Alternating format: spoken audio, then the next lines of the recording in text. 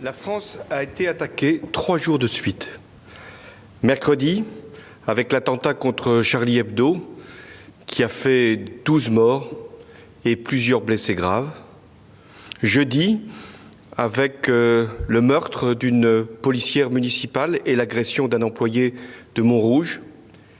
Et aujourd'hui, avec 2 prises d'otages, dont l'une à Paris, porte de Vincennes, qui a fait 4 morts.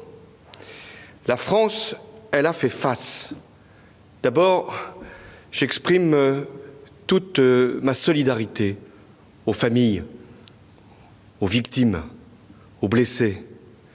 Mais la France, elle a fait face parce que quand elle surmonte une épreuve, c'est une tragédie pour la nation et c'est une obligation pour nous d'y faire face. Les assassins ont été mis hors d'état de nuire grâce à une double intervention. L'une à Dammartin en Goële, dans un entrepôt, l'autre porte de Vincennes dans le magasin Cachère. Je veux saluer le courage, la bravoure, l'efficacité des gendarmes, des policiers, de tous ceux qui ont participé à ces opérations.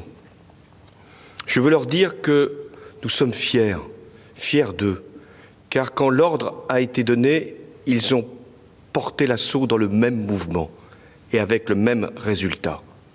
Ils l'ont fait pour sauver des vies humaines, celles des otages. Ils l'ont fait pour neutraliser les terroristes, ceux qui avaient assassiné.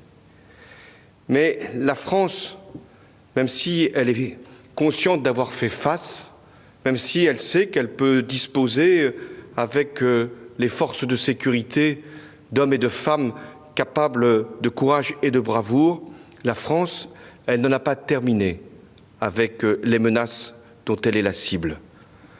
Alors, je veux vous appeler à la vigilance, à l'unité et à la mobilisation. La vigilance, c'est d'abord à l'État d'en faire la démonstration.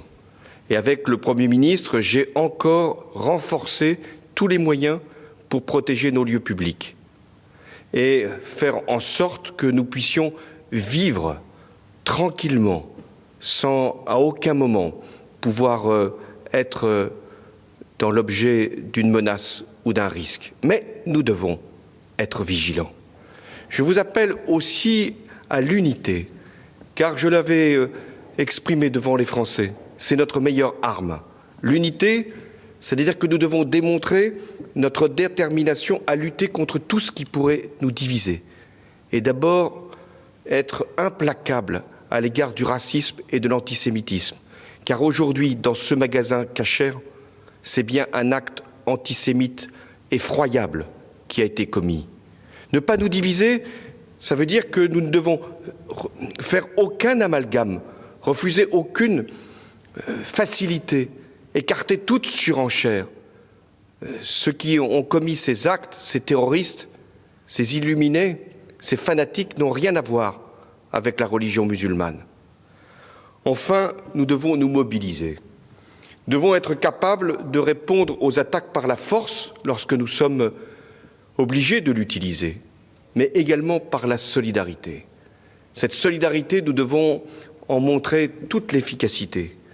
Nous sommes un peuple libre qui ne cède à aucune pression, qui n'a pas peur, parce que nous portons un idéal qui est plus grand que nous et que nous sommes capables de le défendre partout où la paix est menacée.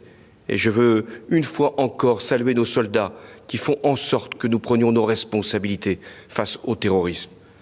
De nombreux chefs d'État et de gouvernement ont voulu, du monde entier, nous exprimer leur solidarité.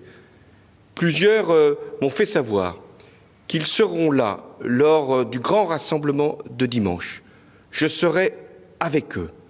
Et j'appelle tous les Françaises et les Français à se lever ce dimanche, ensemble, pour porter ces valeurs de démocratie, de liberté, de pluralisme, auxquelles nous sommes tous attachés et que l'Europe, d'une certaine façon, représente.